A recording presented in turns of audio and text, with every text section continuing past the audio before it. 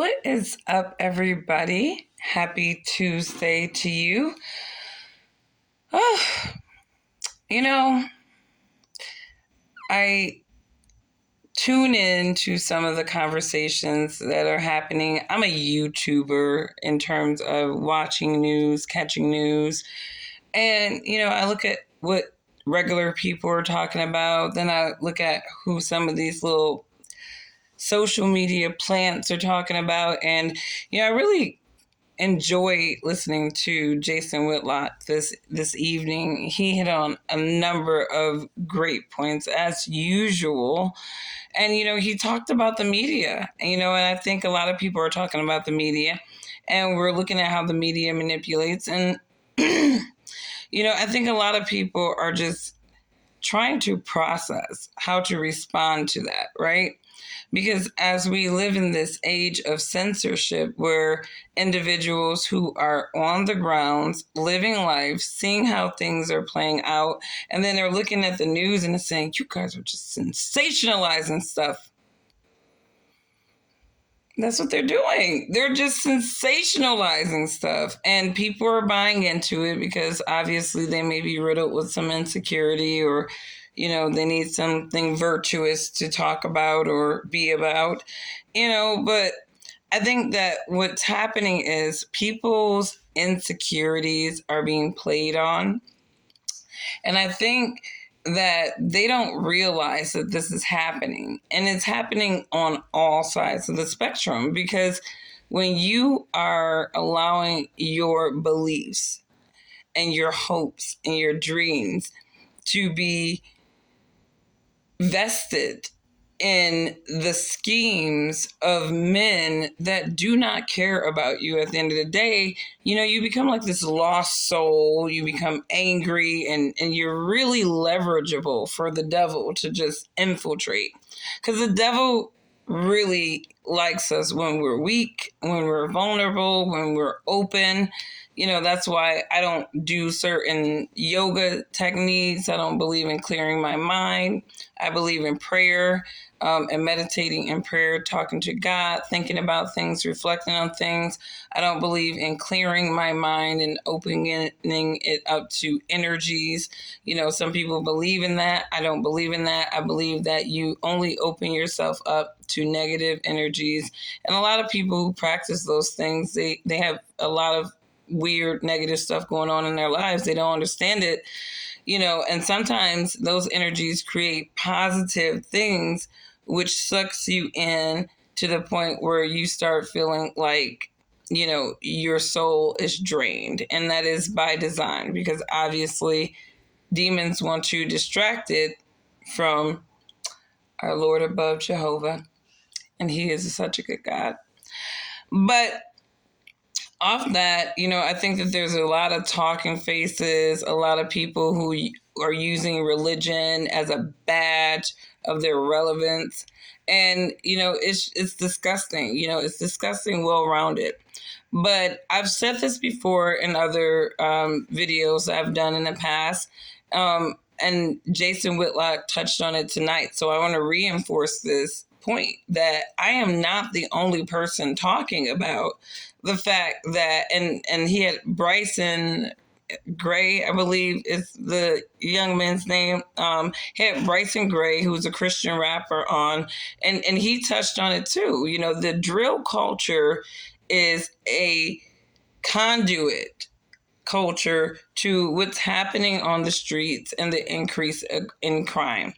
And I've been saying it for about 2 years now, that the music is the Pied Piper to the behaviors. So when we think about the disenfranchisement of Blacks, when we think about the sorrow of Blacks, we are buying into a lot of entertainment that is infiltrating our minds by design, and it is making us believe in these ideas of what Black people should be like. Our young people are under attack big time, because when you really look at it, a lot of the young people are buying into this drill culture mindset. And it doesn't help that every single popular rapper is pulling themselves into this drill mindset. The female rappers, if they're not talking about redundant hypersexual things, they're talking about ops and all this stuff, and so there's a theme in how what is being said in these songs. And you can tell that none of these artists are really originally coming from their organic places. I don't care how many hoods you came from, how many gang members you know. I know a couple of hitters too. However, if you are singing and glorifying about those things, you are part of the problem. And I think that if it was just one or two rappers that were popular in front of Black Americans as, hey, look, this is a brother that made it out of the hood, but he's singing about his reality in a way that glorifies it. And this has always been a problem with hip hop music, is the glorification of some of these poverty line realities that some people don't find funny. Like, this is real time for them. They can't walk down their streets.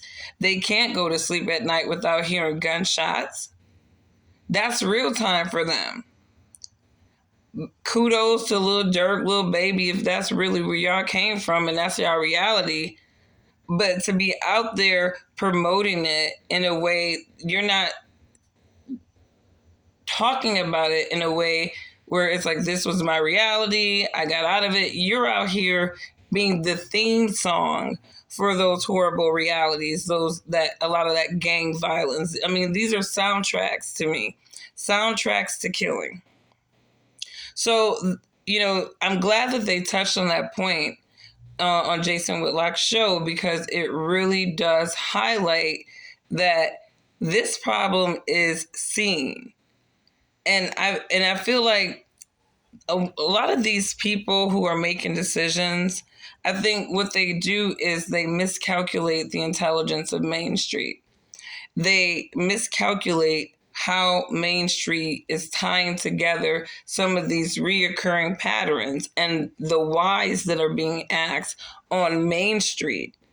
And a lot of these people are so money hungry, so greedy, and so consumed with relevance that they are completely out of touch with reality, with regular people, and they think that they know what regular people want. And a lot of people are looking at this like,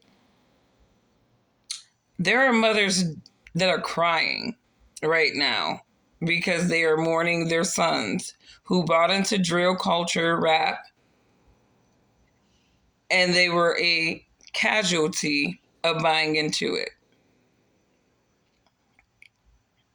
There are families mourning very young boys, poverty line boys. I remember the first time that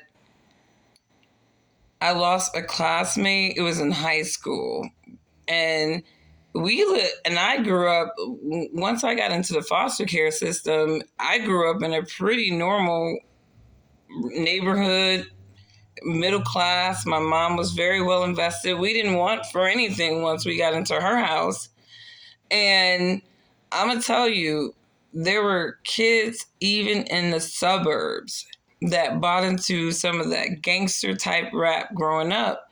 And they were trying to be about that life, wear the clothes that they saw, be that type of rapper dude. And I remember one of my classmates, he got killed being robbed for his Cartier glasses. They said it may have been possibly gang related. But these young brothers, these young men, and I'm not even going to say young Black men, because a lot of young boys of all races are buying into this hyper violent hip hop music that is being projected. And it's crazy because the music industry definitely knows what it's doing. The music industry knows what it's doing. And I know that the music industry knows what it's doing, because when Tupac and Biggie, when all that East Coast, West Coast, and those two rappers died, then all of a sudden the rap game kind of changed. They chilled out from the gangster rap. It got really like Montel Jordan, this is how we do it, just real sort of poppy rap, you know what I mean? R&B got more love around that time too because they just didn't know what to do with the hip hop genre after those two devastations. So that is to say that, the projections of blacks over the years, and there's been several people who have written about this, um, has really clouded the minds of Black Americans in terms of what their identity is, what their culture is. And I keep hearing people say hip hop is the culture. They refer to hip hop as the culture. And that's what Black Americans really should be rejecting. Hip hop is not our culture. Our culture is faith. Our culture is family. Our culture is food, soul food, but our culture is food. Our culture is music, but it's music that speaks to our souls, just like country music speaks to the souls of people who grew up in those areas that grew up with that music. And black on black killing in our music does not speak to the black soul. It speaks to a demonic soul that is being projected upon black people. So keep your prayers up. I always tell people that. Keep your prayers up. Don't put your faith in men. Stop buying into these projections of what you need to be. And, Candace Owens made a point, and, and it was a valid point, even though it was a misplaced point, because I don't, I think she was responding to some criticism of Jason Whitlock. And she was like, she was just going into this diatribe about, blackness and stuff. And I don't think that's where he was going with his comments, but it gave her a doorway to kind of talk about blackness and stuff. And I will say, to her point, that, we do need to stop buying into these ideas of what black people should be. Nobody who can articulate their thinking, who can kind of go outside the box of the status quo and just be their organic selves, should be boxed into these things. You know what I mean? And I don't even say that Candace Owens needs to, think like black people and think like the black culture. I think that Candace Owens would probably benefit herself if she focused on being an example of improving the black culture and centering black people back to what our culture really is. So yeah, talk about all that garbage if you want to, but again, how you say something really matters. That is what matters. That is how you resonate. And I said this about Kevin Samuels, and I'm going to say it about Candace Owens. It's not what you say, it's how you say it. And that is what's going to impact the most. So I hope she gets that memo. I think Jason Whitlock is trying to help her. I hope she takes the help because, she needs help connecting with the culture that she hates so much.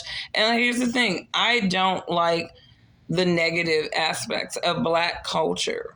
I really don't. I don't like it.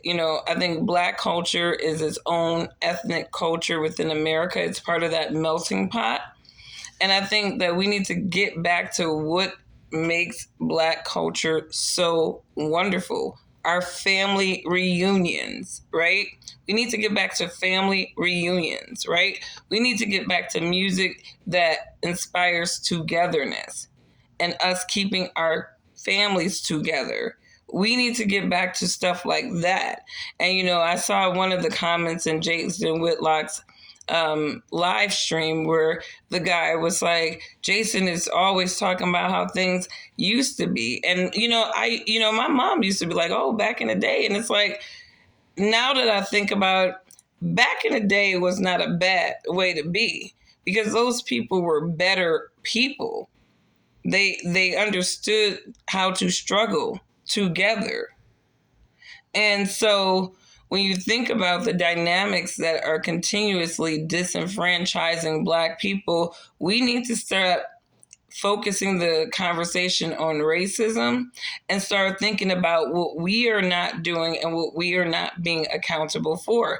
And I think at the crux of what individuals like Candace Owens and other Black conservatives are trying to resonate is that we got to get back to the fundamentals that have made our community thrive and it has been great. And we do need to stop buying into corporate projections about what Black people should be like.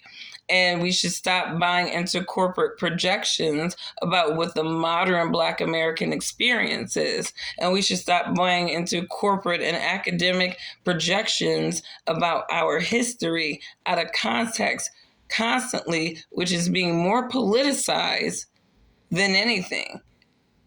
We're not being educated on Black history. We're being reminded about where we came from. And that is the intention of these mainstream establishments, is to remind, or at least on the Democratic side, it seems to be their focus to constantly remind Black people of where we came from. And I think it's time for Black people to stand up and say, we know where we came from. We're focused on where we're going.